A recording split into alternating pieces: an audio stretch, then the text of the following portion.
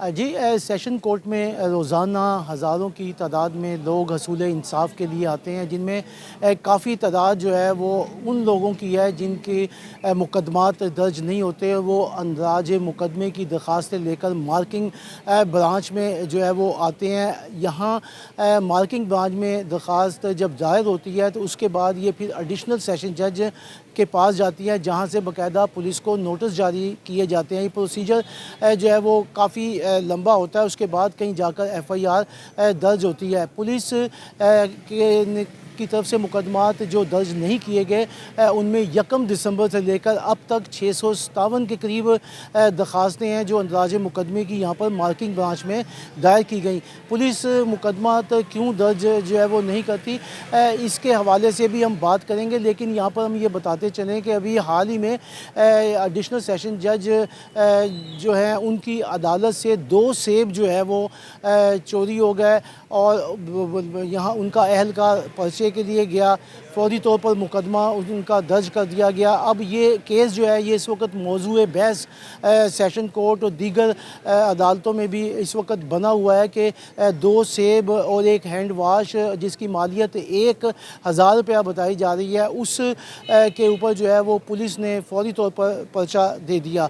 अब सूरत हाल ये है कि क्या कानून हमारा जो है वो क्या कहता है कि एक आम आदमी के लिए क्या SOPs हैं, और दूसरा कोई बाअसर आदमी अगर कोई आता है थाने तो उसके लिए क्या SOPs है। मेरे पास यहाँ पर शेख नवाज़ मेरे पास यहाँ पर मौजूद है, उनसे हम इस सवाल से बात करते हैं। नवाज़ साहब, ये बताइएगा कि ये जो SOP है या मुकदमा दर्ज करने के हवाले से क्या कहेंगे, इसके हवाले से आप? देखिए, इसके बारे में सेक्शन 154 ऑफ CRPC है, जो बिला तहसीस जोन सा है, जो भी बंदा जिसके साथ कोई जुर्म सरजद हो जाता है वो उसकी बिला तहसीस FIR दर्ज करवाने के लिए दरख्वास्त जोन सा है वो SHO को देता है। और SHO उस दरख्वास्त के मतन से ये देखता है कि क्या कोई ऐसा जुर्म जो काबिल दस्तंदाज़ी पुलिस है तो वो उसके ऊपर FIR दर्ज कर देता है। लेकिन यहाँ पे जैसे आपने पहले बताया, तकरीबन 657 के करीब ऐसी पिटीशंस जो जस्टिस ऑफ पीस के पास पड़ी हैं, जो दफ़ा 22A और 22B के तहत दायर की जाती हैं। तो जब SHO साहब वो पर्चा दर्ज नहीं करते तो फिर वो पिटीशन जहाँ जोन सी हैं वो सेशन जज के यहाँ गुजारी जाती हैं, ताकि SHO को इनकी तरफ से हदायत मिले और वो रिपोर्ट मांगते हैं और फिर अंदराज मुकदमा किया जाता है। तो ये जोन सा इस तरह की SOP जोन सी हैं वो इसके बारे में कोई तहसीस नहीं है। सिर्फ 154 के तहत अगर कोई जुर्म वकूफ़ पज़ीर हुआ है तो उसकी FIR हो जाएगी, इसमें इतनी सी बात है जी। तो दूसरी बात ये है कि जो आईने पाकिस्तान है वो फेयर ट्रायल की बात करता है। जुर्म तो जुर्म रहता है, चाहे वो खफीफ मामूली नोयत का हो या संगीन नोयत का।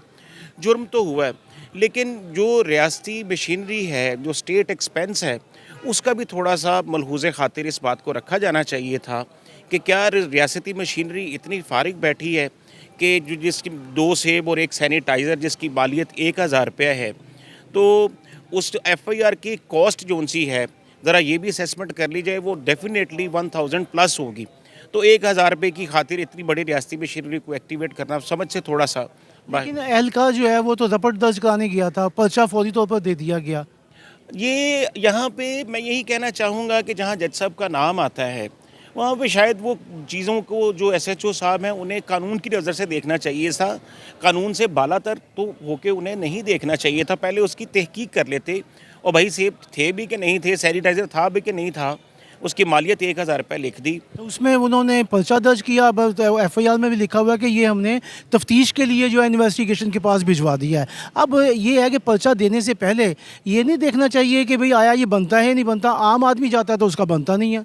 जब इसमें मैं कहना चाहूँगा कानून की सेक्शन 157 सबसेक्शन 2, जब कोई मशकूक काबिल दस्तंदाजी पुलिस का जुर्म होता है तो उसमें SHO साहब डायरेक्ट पर्चा नहीं दर्ज करवाते, उसकी पहले इंक्वायरी करते हैं, उसकी तहकीक करते हैं, तस्दीक करते हैं कि क्या ऐसा कोई वकूआ हुआ भी है कि नहीं, क्या इसमें कोई क्रिमिनल कंटेंट या ऑफेंस पाया भी जाता है कि नहीं।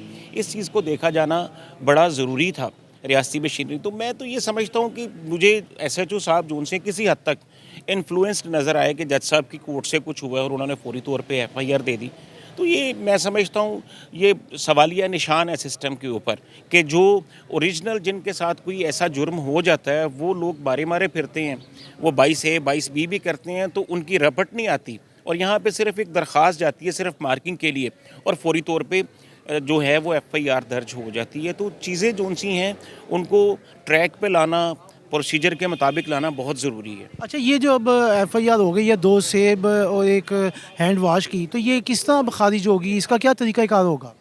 ये जो सा होता है, ये जो कंप्लेनेंट है जिसने ये दरख्वास्त दी है, ये उसका अख्तियार है कि उसके बारे में वो अपनी स्टेटमेंट दे दे कि जी मैं इसमें मज़ीद पैरवी नहीं करना चाहता। लेकिन अब दूसरी तरफ ये आता है कि जो स्टेट एक्सपेंस आया है उसको how will you justify that कि जो स्टेट का एक्सपेंस FIR देने में रियासती मशीनरी में ज़ाहिर है किसी ने लैपटॉप पे पूरी FIR टाइप की, उस पर बिजली भी लगी, उस पर पेज का प्रिंट भी है, ड्रम भी इस्तेमाल हुआ, प्रिंटर भी इस्तेमाल हुआ और जिसने टाइप की वो भी तो स्टेट के एक्सपेंस पे बैठा है और जो उसका बिल है वो भी तो स्टेट के एक्सपेंस पे जा रहा है। तो इसके ऊपर कोई कॉस्ट भी तो आती है ना स्टेट को। तो इसके ऊपर कुछ SOPs इनको मुरतब करनी चाहिए कि इस तरह के पैटी इश्यूज़ के ऊपर जो सा है वो FIR नहीं बल्कि इसको किसी और तरीके से देखा जाना चाहिए। जी, आपने नवाज़ शेख सीनियर एडवोकेट जो हैं उनकी गुफ्तगू सुनी। उनका कहना यह है कि SOPs के मुताबिक दो सबको एक जैसा देखना चाहिए कि जिस आदमी के पास कोई कुछ अख्तियार नहीं है और वो जाता है तो पर्चा जो है वो नहीं दिया जाता, उसे लाइन में लगा दिया जाता है और जो बासर है उनके की सिर्फ एक रपट जाती है तो उसके ऊपर जो है वो पर्चा दे दिया जाता है। यहाँ आने वाले जो वकला हैं या दूसरे लोग हैं जिन उनका कहना यह है कि आइन की जो 25 शिक है उसके मुताबिक जो है वो सबको बराबर का इंसाफ मिलना चाहिए।